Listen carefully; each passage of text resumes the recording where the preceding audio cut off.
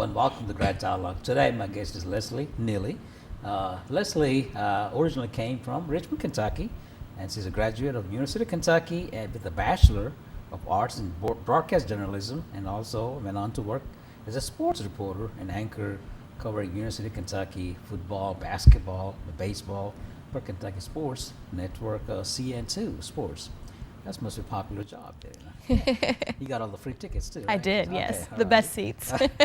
She's also did the Kentucky Sports Radio, KSR, and at the present time she has been the executive assistant to the Mayor Tom Watson, the Mayor of the City of Owensboro, and also executive director of Owensboro Sister City Regions, and also adjunct professor at the Kentucky Western College. She's also serves on the Junior League of Owensboro. There's a lot of titles, a lot of jobs, and everything else. It makes me sound much fancier than I really am. Right, you have to be really busy. Yeah. You know, I have been one of the, founding, I guess, board member for the, for the Owensboro Sister City, and a lot of things happening. So we want to talk about the Sister City. We are not going to talk about what's happening in the, the city of Owensboro, or the city hall, the city commission meeting. That's somebody, let the politicians worry about those kind of things. We'll let the elected officials talk about that, right. but sister cities I can talk about. So really, one of the main reasons we wanted you to be on the GRADD Dialogue is because of your involvement in the sister city and regions, and I think there are a lot of things happening, upcoming events and all those things. So kind of tell us for the audience, they may not know, what is sister city and why, we are doing all this exchange and delegations and everything else. Sure. So when President Eisenhower created Sister Cities International in 1956, so an organization that's been around for 62 years, his main mission was to promote peace through mutual understanding and cooperation and exchanges, and that way to kind of create a more peaceful global communication. And a term that he used that I really like is the people-to-people diplomacy. You can get so much done by having people come face-to-face and actually sit down and have a conversation. And I think that that's a mission that Owensboro Sister Cities really takes a hold of and makes sure that they are trying to accomplish with each and every exchange, with each and every event that we do. So I'm proud to be a part of it. So as we have a sister city board that you are the staff to that board. So can you tell us since its inception, what different sister city the Owensboro has partnered with, and also some of the exchanges? Sure. So I'm lucky to have a board of 10 members, including Jiten, and thankfully the board is super passionate about Owensboro Sister Cities and what it's about, so we get to do a lot of exciting things. And we have two sister cities. The very first relationship was created with Olomouc in Czech Republic, and then more recently, I think that was in 2008, we partnered with Nishin in Japan. So currently we have two sister city relationships, and then also our sister region with Olomouc Cry that Jiten is more of an expert on. Well, no, I mean, I've been to 4 or 5 times there. However, I think I would like to kind of talk about because Sister City, even though we have a board, it is still working under the direction of the mayor and the elected officials. So, and every new administration has a different viewpoint from sister city. So, and you mentioned that in the beginning, when about almost like 2000 or so. So, what do you think the emphasis is for the present administration on the sister city concept? So I think with the present administration, Mayor Watson really wants to capitalize on economic development opportunities. I think he sees that what Owensboro Sister Cities does as far as cultural, educational, arts exchanges, that we're really pros on that. We've got that part down, but really capitalizing on those economic development opportunities that could take place between each of the sister city relationships. And I think that you being the executive director of the Sister City organization, and rather, as a plus and then also to some extent a challenge for you, because I think we as a board members, we always, we are honored to have that direct tie to the mayor, rather than having a third party who has to be communicating with the mayor. However, at the same time, he also demands some of the performance outcome from the sister city. So I'm sure you have some dialogues and everything else. So what are some of the things that plan to achieve mayor's mission of economic development exchange. It's funny you say that because yesterday afternoon I actually pulled up a seat in his office and went over. We've got a delegation coming in a couple of short weeks, and I was going through the plans and saying, you know, is there anything that I've missed or that you would like to see? And he came up with some great ideas that were going to be additions to the schedule. So he's definitely really involved in the sister cities, and really we have an open dialogue and communication about what he wants to accomplish. So really trying to capitalize on those economic development opportunities with our delegation we have coming in, showing them what Owensboro does best. And seeing if they have a match in Olomouc or maybe something that they're missing that we could partner on.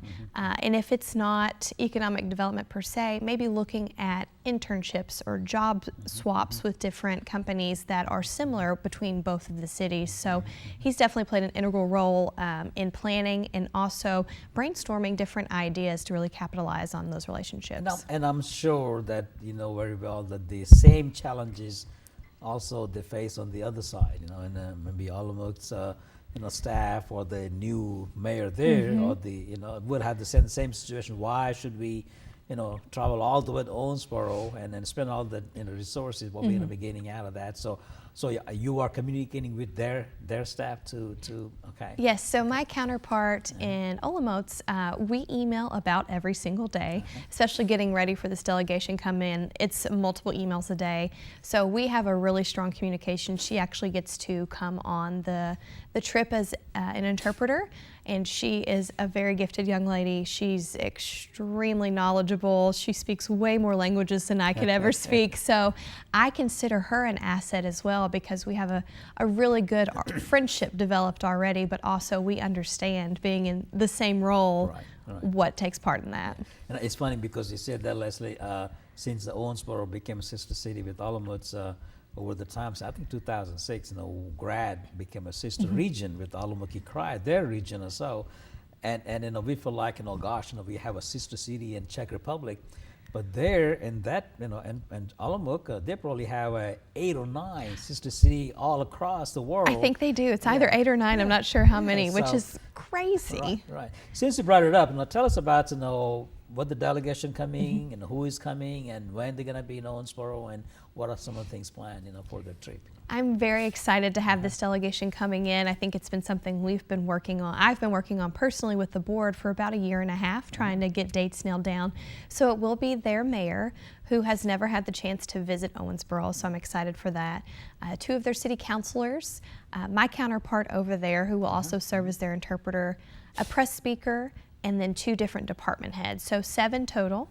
They'll be coming, they arrive the evening of May 17th, and they'll be here for about 5 days. So we'll be taking them around different city departments. They're going to go to the police department, fire department, city hall tour, downtown tour, as well as see some different businesses and cultural places here. We're taking them to their very first Friday after 5, so I think that'll be exciting.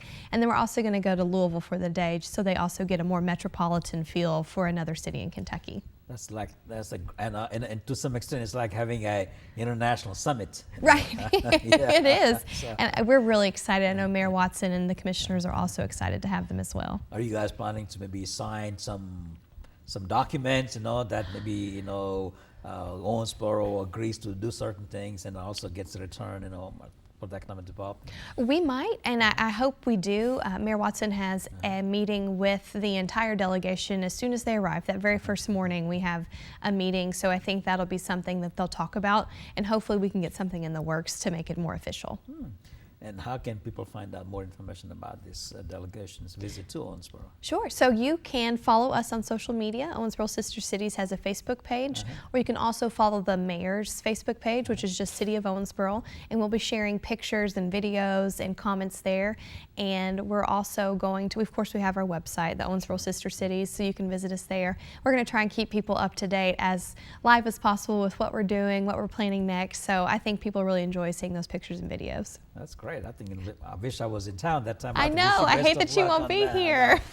I know. We have had, like you know, we had a lot of sister city exchanges, and you know, and mayors have come in the past. But it's always a excitement and a challenge to get a new mayor, you know, who may or may not even been to in America, right? Let alone coming to Owensboro right. and spend a week, you know, with the official delegation. You know?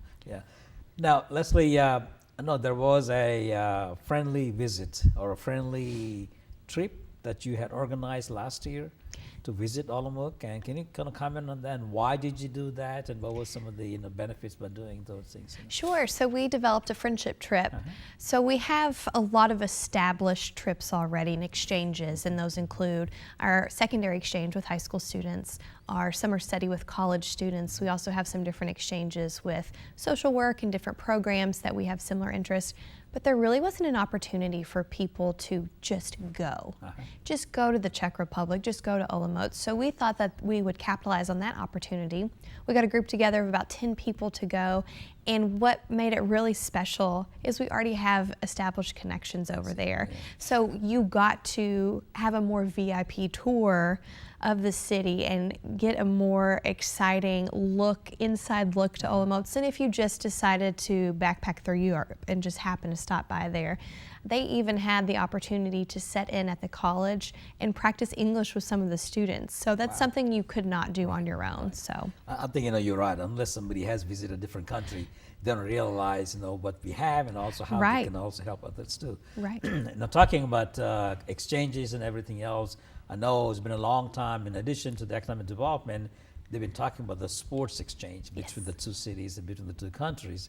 And I hear that recently you guys agreed and joined to send a soccer team from this region, from Owensboro, to Czech Republic. Can you comment on that? We are very excited to have this athletic exchange. I know it's something that the board has sought to do even before I was a part of Sister Cities, and thankfully it worked out this year. So we're going to be sending a group of 15 high school boys from the various high schools in Owensboro to Olomouc for they're having a Sister Cities tournament. So they're having different teams from China, Poland, of course Czech teams, and some other countries. So these students are getting the opportunity. Some of them, I went to a meeting, an information meeting a couple nights ago, and half of them have never been out of the country.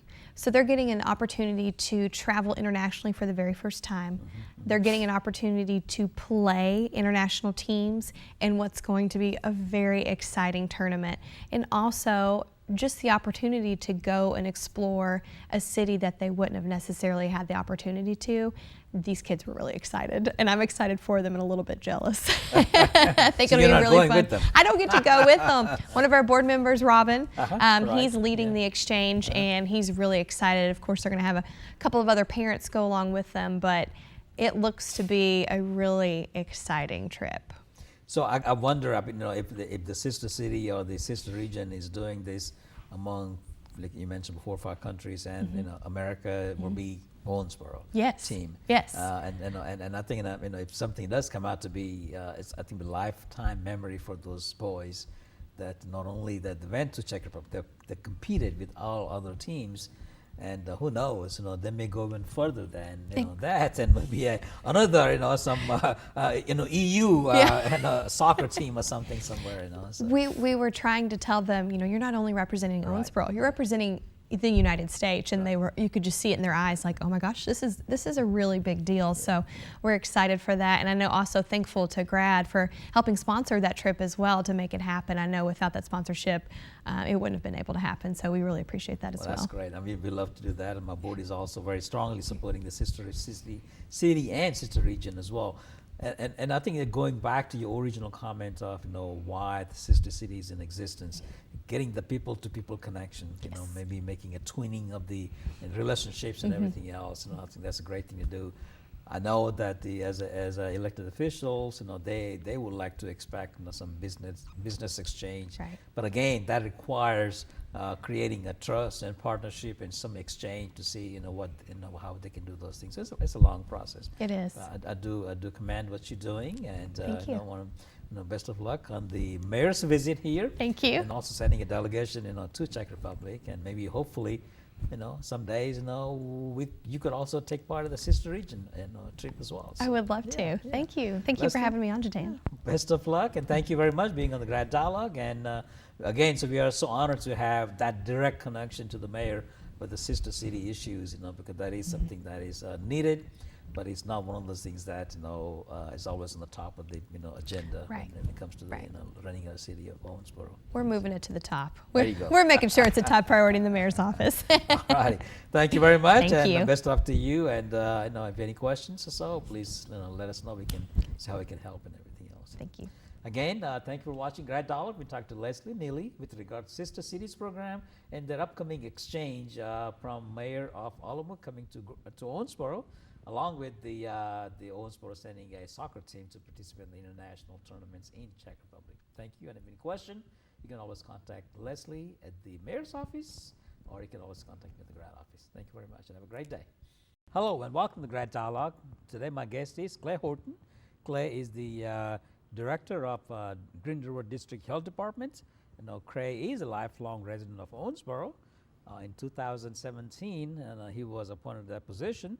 Also, since then, he has been actively involved in many different areas. However, he is the prior to that position, he was a 7-county district's environmental public health safety. And I would imagine that, Clay, when you see this grade A at the restaurants, you had some role to play to make sure that everything is meeting all the standards and everything else. Yeah, so that's been a very popular thing that we've done, and so people really notice the health department because of that. That's great. And also, Clay has been adjunct instructor for the West Kentucky University on teaching undergraduate courses on environmental public health, and also has served as the reviewer for the National Public Health Accreditation Board.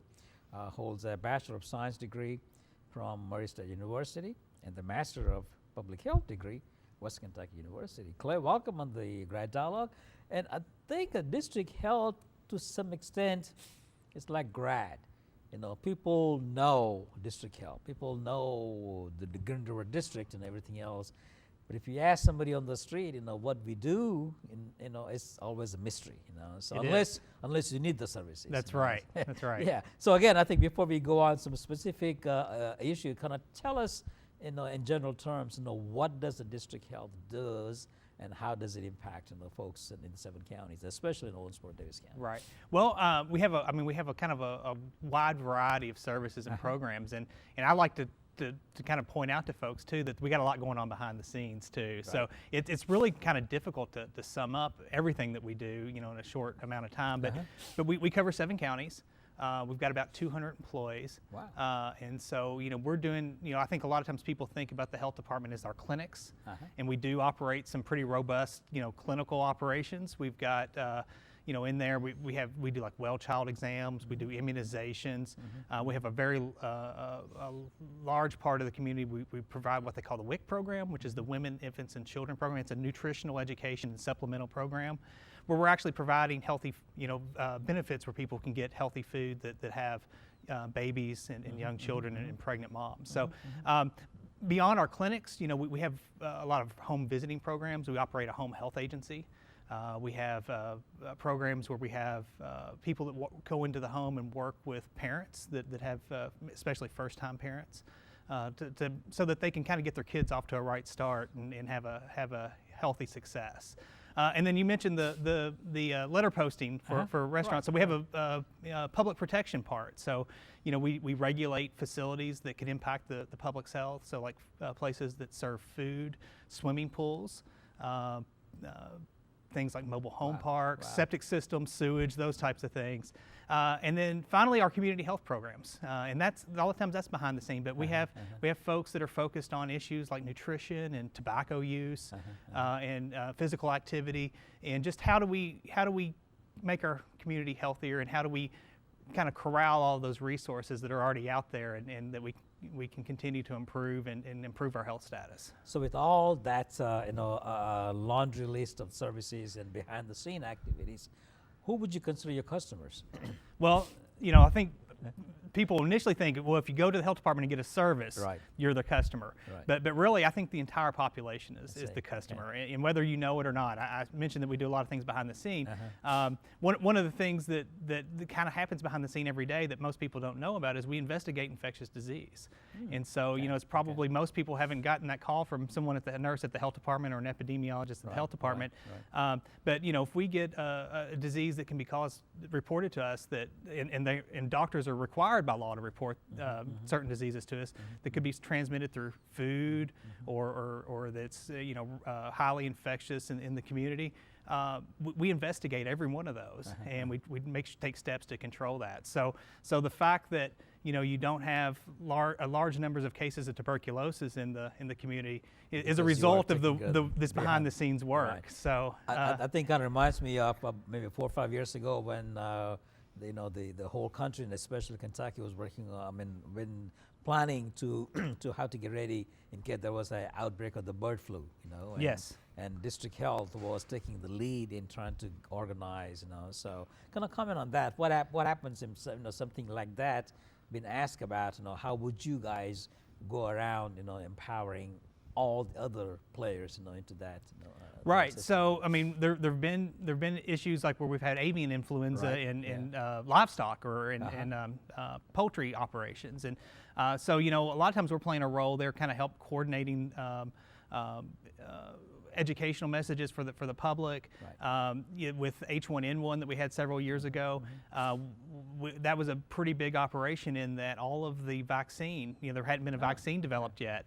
And so as that kind of geared up through the federal government and then was pushed out to states and local areas, we had to coordinate all of that. So all of the H1N1 vaccine, that first push came through the health department. We were getting it distributed to the highest risk groups and kind of rolling that through. So, that's another program that we have. We have folks that work specifically on emergency preparedness and how do we respond and coordinate and make sure that we're prepared and have the capacity to address any type of public health emergencies that we may experience. Is that what the medical corps comes in that you? Yeah, so that's the Medical Reserve Corps. So the idea behind that is that public agencies are always kind of strapped for resources, but the Medical Reserve Corps is a volunteer organization. It focuses not only on medical professionals, but that's a big part of it, but also non-medical professionals.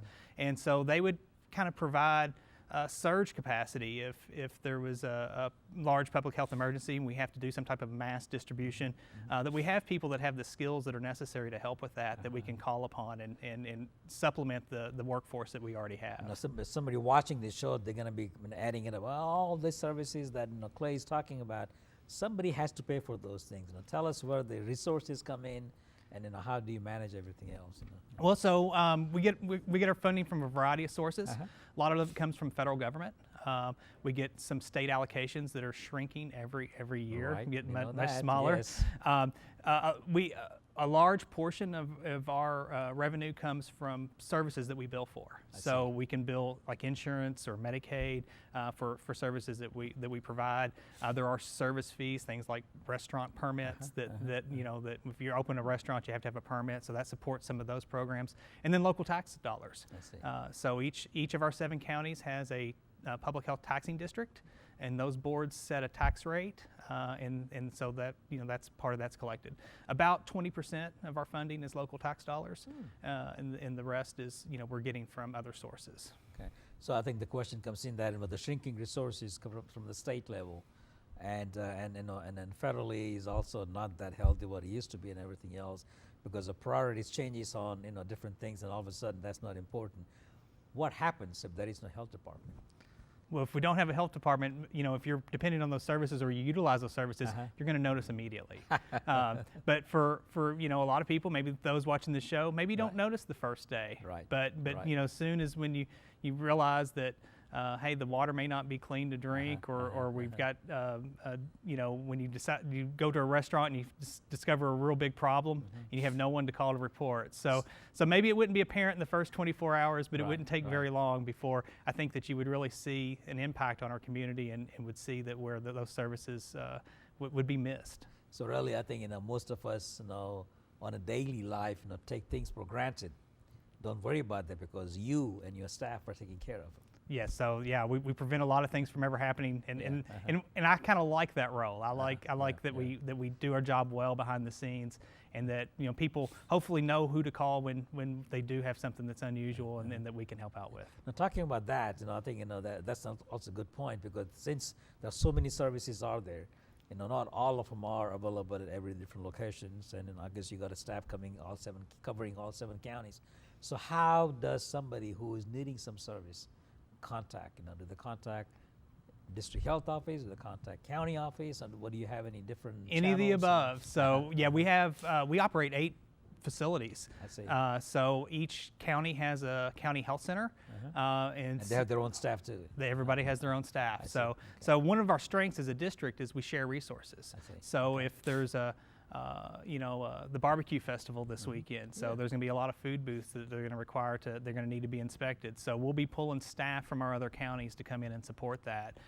Same thing with emergencies, but no, each county has full-time staff, and then also at the district health department, we can always support that out. So the best way to get a hold of those, if you go to our website, which is healthdepartment.org, you can find all of those phone numbers listed. Or if you just call the district health department, which is 270-686-7747, we'll get you connected to the right county. How do you and it's a great way to have those channels of Facebook and telephone numbers, and even I'm sure you have other avenues as well. But how have you taken advantage of the social media, and all those things to really kind of easy access or some maybe quicker, efficient, services? Right. So we're pretty active on Facebook. We have a Green River District Health Department Facebook page. We do some work with Twitter. We have a YouTube page. But we actually, you can make an appointment in one of our clinics through our Facebook page now, and then also through our website. So that's something that we've found is been pretty successful. We get a lot of requests for services through Facebook, and then a lot of times we have to farm those out to the right folks, and maybe they follow up via email or on the phone, but it has been a great way for people to find us. We get requests for health departments all over the country through our Facebook page for whatever reason. So, and we try to get those folks directed to the right place too. Glenn, these days and time, I think people are so used to getting quick, a solution, quick response, and everything else. And if somebody goes on your Facebook or somewhere else, and then want to find out about what should I do, I see something in my water. So you got also some sort of video education segments or things like that? Yeah, we've been doing some videos for some different programs, trying to tell people about what the health department does. Right. And then we've been doing videos called WIC Wednesday, where some of our WIC staff has been showing our WIC clients healthy ways to prepare foods for their family and how they can use their benefits to do that. Well, so we've been doing a lot with video. And you have a board of directors to kind of oversee the operations? Yes, so each county board of health is 12 members. That's dictated. Those are usually filled by roles, by positions, such as doctors, nurses, pharmacists. And then each of those counties elect representatives to the district board of health, and that's proportionate to their population.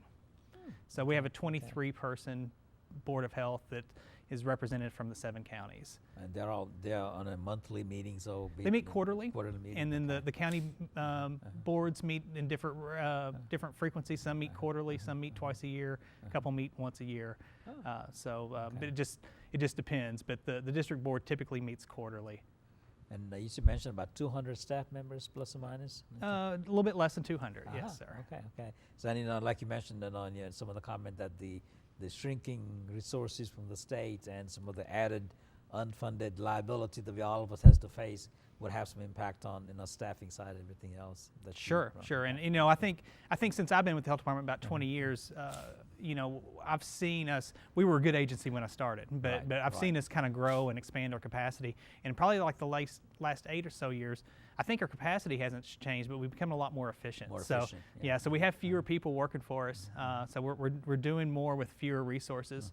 But it continues to kind of grow, and the area of responsibilities continue to grow. So we can cope with that. So what do you see in the next 3 to 5 years? Some of the changes that you see that would occur at the district health department? I think that we've been for a while very focused on a lot of our programs, and I think that we're starting to kind of expand beyond those.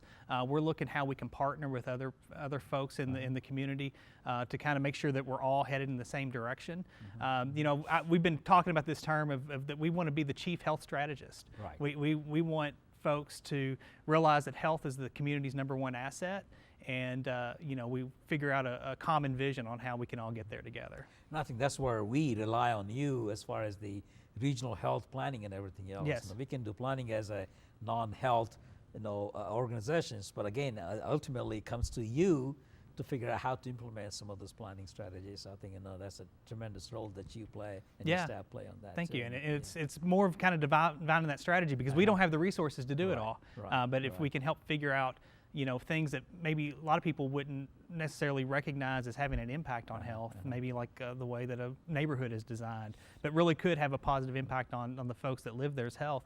You know, maybe we can bring that perspective to the table and talk about how other policies impact our community's health. Now, the GRADD is celebrating this year as a 50th anniversary for us in existence.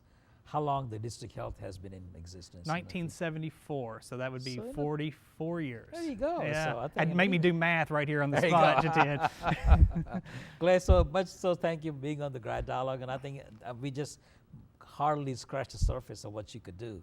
I think you can talk about a specific program, you know, and maybe 5-10 minutes on how does it impact, how we can access, you know, and all those things. Because again, it is not knowing everything that district health does. It's to figure out how it affects individually and also That's you know, right. to the family That's and right. everything else. You guys do a great job, you know. So honored to have, you know, in our region and everything. So I want to thank you very much for being on the show. Thank you, Jiten. Okay. Glad to be here. All right. We've been talking to Clay Horton. He's the director of the District Health Department in Owensboro, covering 7 counties, about, you know, what district health does and how does it impact on all the lives on a daily basis. And, you know, they do the job, so we don't worry about those things. We slip also safely too. So again, if you have any questions about what district health does, you know, always contact Clay at the district health office, or you can always contact me at the GRADD office. And have a great day. Thank you very much.